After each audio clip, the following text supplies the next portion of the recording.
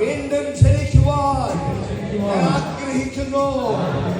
യേശുവേ, നീയാണ് എന്റെ രക്ഷകനും, നീയാണ് എന്റെ നാഥനും. ഞാൻ ഏറ്റുപറയുന്നു, പിതാവായ ദൈവം യേശു ക്രിസ്തുവിനെ മരിച്ചവരിൽ നിന്നും ഉയർപ്പിച്ചു എന്ന് ഞാൻ വിശ്വസിക്കുന്നു. ഇന്നു മുതൽ ദിവ്യകാരുണ്യ ഈശോയെ എന്റെ ഹൃദയത്തിൽ വാഴണമേ. എന്റെ ജീവിതത്തിന്റെ എല്ലാ മേഖലയിലും പരിശുദ്ധാത്മാവ് കർത്താവായി മാറട്ടെ. ഈശോ തമ്പുരാൻ എന്റെ എല്ലാ ജീവിത മേഖലയിലും കർത്താവായി മാറട്ടെ. അങ്ങയുടെ മുൻപിൽ ഞാൻ പൂർണ്ണമായും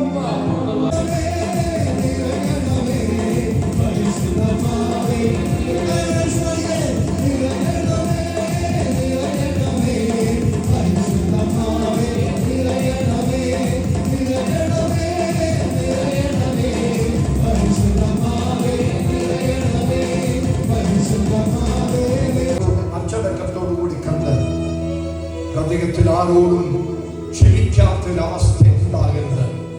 ആരോടും കയ്പുണ്ടാകരുത്, വൈമനുഷ്യം ഉണ്ടാകരുത്, തിന്മ അവരെ കുറിച്ച് ചിന്തിക്കരുത്. അതെല്ലാം പരിശുദ്ധാത്മാവിന്റെ സാന്നിധ്യത്തെ തടസ്സമാക്കുകയാണ്. അപ്പോൾ നിന്റെ ജീവിതത്തില് പരിശുദ്ധാത്മാവിന്റെ സാന്നിധ്യം വരുവാൻ നിനക്ക് സാധിക്കുന്നില്ലെങ്കിൽ നീ നിന്റെ ഹൃദയത്തിൽ ഒന്ന് ശോധന ചെയ്തു നോക്ക്. നീ ആരോടെങ്കിലും വെറുപ്പുണ്ടോ നിന്റെ ഹൃദയത്തിന്? ആരോടെങ്കിലും കയ്പുണ്ടോ നിന്റെ ഹൃദയത്തിന്? ആരോടെങ്കിലും വിദ്വേഷമുണ്ടോ നിന്റെ ഹൃദയത്തിന്? ആരോടെങ്കിലും ദേഷ്യമുണ്ടോ നിന്റെ ഹൃദയത്തിന് എന്ന് നീ പരിശോധിക്കുക, എന്ന് നീ ശോധന ചെയ്യുക. അത് ക്ലിയർ ആയതിനു ശേഷം പരിശുദ്ധാത്മാവിനെ ഇൻവൈറ്റ് ചെയ്യുക, സ്വാഗതം ചെയ്യുക. പരിശുദ്ധ റൂഹായെ അങ്ങേക്ക് സ്വാഗതം.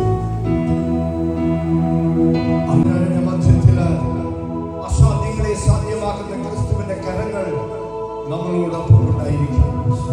ആ ദിവ്യകാരുണ്യ ഈശോയിനെ ഹൃദയത്തിലേക്ക് ഏറ്റുവാങ്ങിയ പരിശുദ്ധനായ ദൈവത്തിനെ സത്യത്തിലും ആത്മാവിലും നീ ആരാധിച്ചുകൊണ്ടിരിക്കുക. എന്തു പറയണമെന്നോ എന്തു ചെയ്യണമെന്നോ എന്ന് നിനക്കറിയത്തില്ല. നിന്റെ ഹൃദയം നീങ്ങിക്കൊട്ടുകയായിരിക്കാം, നിന്റെ ഹൃദയം നീങ്ങുകയായിരിക്കാം. ആ തേങ്ങൽ മാത്രം മതി ദൈവത്തിന് മുൻപിൽ.